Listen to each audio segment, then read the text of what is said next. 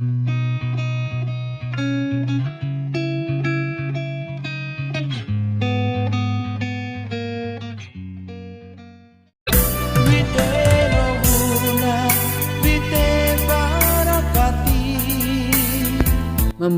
keunikan bahkan keanehan yang berada di Pulau Muna seolah tiada habisnya.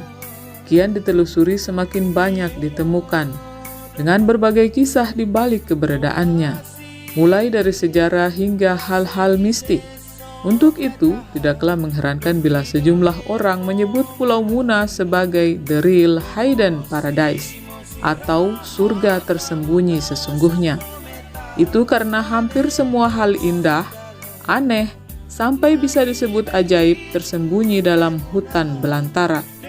Untuk menikmatinya, seseorang harus mampu berjalan menyusuri hutan dengan kondisi medan yang menantang dan penuh resiko.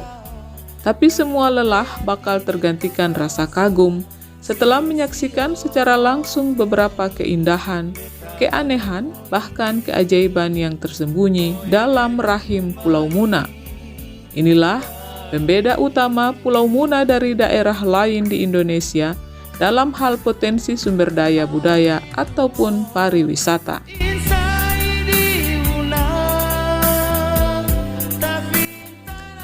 Sekian banyak keunikan ataupun keanehan di Pulau Muna. Salah satu di antaranya adalah sejumlah batu dengan bentuk yang terbilang sangat aneh. Pertama, batu harimau atau kontu harimau. Batu ini terdapat di Kecamatan Watu Putih pada ketinggian puluhan meter dari permukaan laut.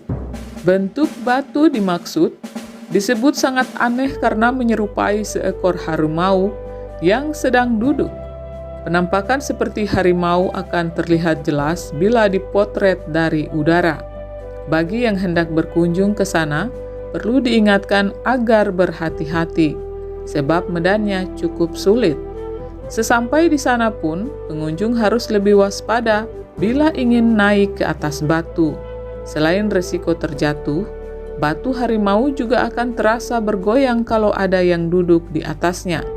Apalagi saat ada angin bertiup kencang.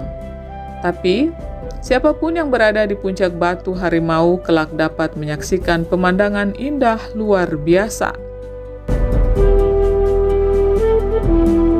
Menurut tutur masyarakat sekitar, pada zaman dahulu, batu harimau bukanlah batu biasa. Ada banyak magis serta cerita-cerita mistik tentangnya. Salah satu yang paling terkenal adalah batu harimau yang bisa berputar sendiri. Dalam proses perputarannya, terdapat mistik yang berhubungan dengan bencana kelaparan. Jadi, manakala kepala batu harimau menghadap ke arah utara, maka ancaman kelaparan dipercaya bakal menimpa daerah-daerah di bagian utara. Sebaliknya, bila menghadap selatan, maka itu pertanda sejumlah wilayah sebelah selatan akan dilanda kelaparan. Sampai pada suatu waktu, ada seorang yang tiba-tiba naik di atas batu harimau lalu mematahkan di bagian leher. Semenjak saat itu, batu harimau tidak berputar lagi. Terkait batu harimau tersebut, hanya itu kisah yang bisa ditelusuri. Sementara bagaimana proses terjadinya, hingga kini belum ada informasi yang bisa menjadi rujukan.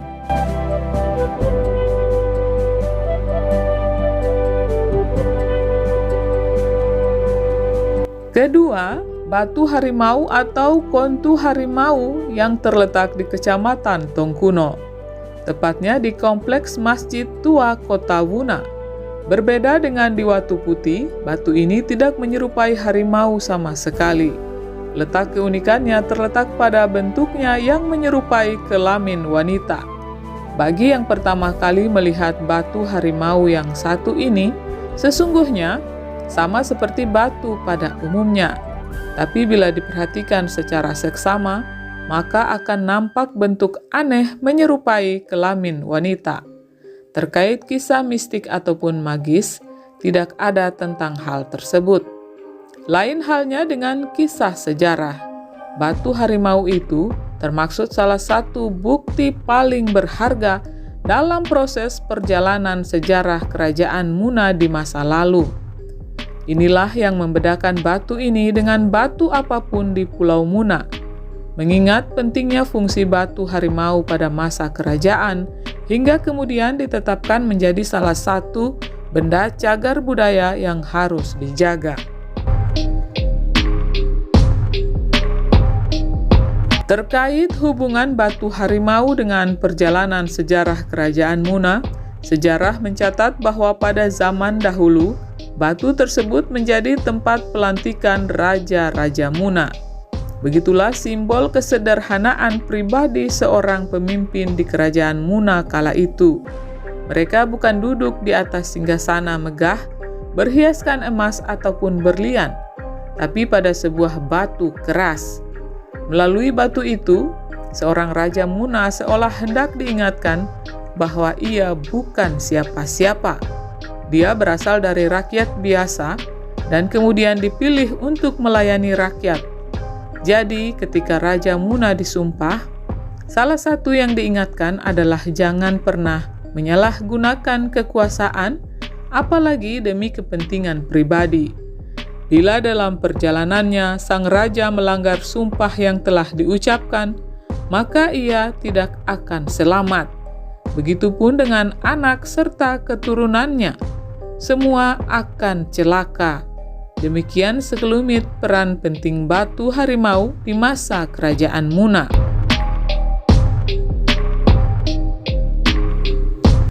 Selanjutnya, batu ketiga yang terbilang aneh adalah Kontu Moganenoliwu yang berada di Kecamatan Kabawo, tepatnya di Kompleks Benteng Wasidakari. Bentuk dari batu ini terbilang cukup unik karena menyerupai kelamin laki-laki. Untuk bisa melihat secara langsung Kontu Moganenoliwu, pengunjung harus bersiap menempuh medan yang sangat sulit karena menuruni tebing batu setinggi kurang lebih 10 meter. Sesampai di sana akan terlihat sebuah batu yang bersandar pada tebing batu. Posisinya seolah menopang tebing batu yang di atasnya berdiri kokoh Benteng Wasidakari. Berada di sekitaran batu ini, seseorang diingatkan agar tak berkata-kata jorok, apalagi berbuat merusak batu tersebut. Oleh karenanya, aura di kawasan sekitar Kontu Moganenoliwu nampak penuh mistik bahkan magis. Jadi, tidak mengherankan bila orang-orang takut ke sana seorang diri. Ditambah lagi ada kisah mitos terkait batu dimaksud.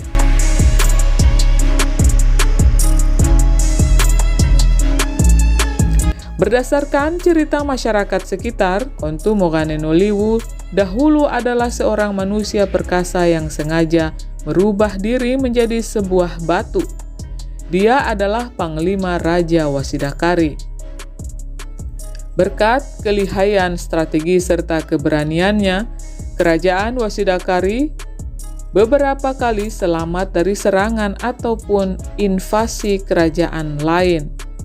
Di antara kisahnya yang paling fenomenal adalah keberhasilan menghancurkan pasukan Tobelo yang kala itu berencana menyerang kerajaan Wasidakari. Itu dilakukan dengan seorang diri, hanya dengan menggunakan salah satu bagian pohon yang sangat gatal. Bila terkena kulit, maka dipastikan melepuh seketika.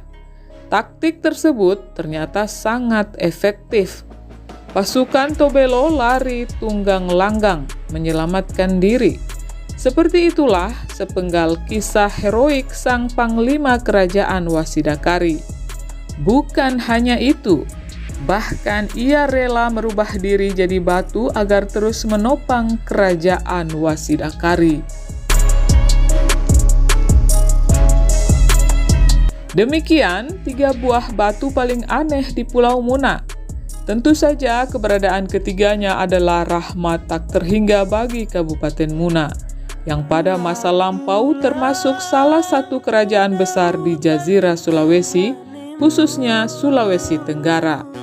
Tak kalah penting, batu-batu tersebut berhubungan erat dengan kerajaan Muna. Menjaga semuanya sudah pasti menjadi kewajiban kita sebagai orang Muna. Itu demi menjaga identitas Muna sebagai sebuah kerajaan besar. Selain menjaga, tugas tak kalah penting berikutnya adalah mempublikasikan serta mempromosikan ketiga batu aneh itu agar kelak bisa menjadi destinasi wisata yang dapat mendongkrak pendapatan hasil daerah dari sektor kebudayaan dan pariwisata.